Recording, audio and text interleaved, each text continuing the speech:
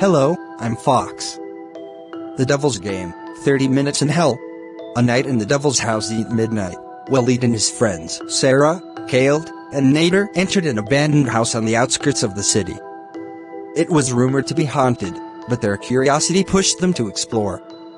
As they opened the door, a sharp creaking sound echoed, and an unnatural chill ran through their bodies. Sarah took a picture of the hall, but when she looked at it, she saw a dark shadow standing behind them. She tried to ignore it, but Khaled heard a whisper calling his name. He quickly turned around but saw nothing.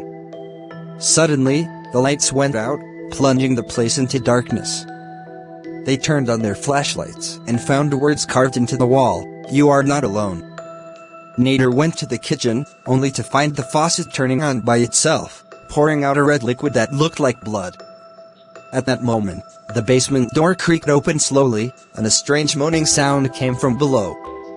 Waleed and Sarah decided to go down. There, they found a massive mirror, but instead of their real reflections, distorted faces stared back at them. Suddenly, they heard Khaled scream upstairs. They rushed to him, only to find him sitting in a corner, whispering incomprehensible words, his eyes wide with terror. The house began to shake, doors slamming shut.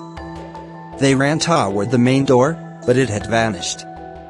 Suddenly, a woman in a tattered dress appeared at the top of the stairs, staring at them with empty eyes before rushing down unnaturally fast.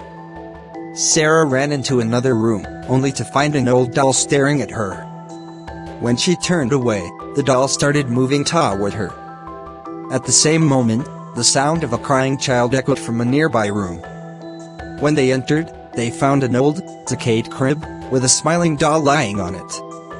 Their phone rang, and when Nader answered, he heard his own voice saying, "You will all die."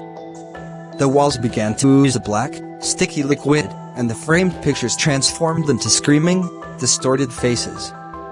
Waleed looked at the floor and saw a shadow that did not belong to him, moving on its own. Khaled tried reading an incantation from an old piece of paper, but his voice changed, becoming deep and raspy, as if someone else was speaking through him.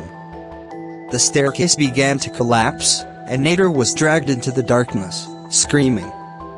Waleed tried to grab him, but his hand passed through his body like smoke.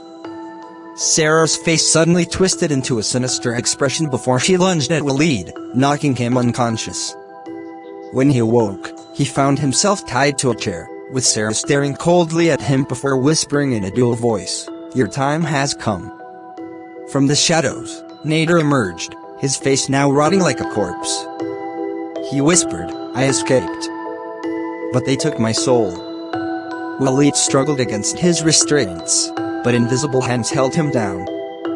The walls started closing, and as if the room itself was trying to crush them.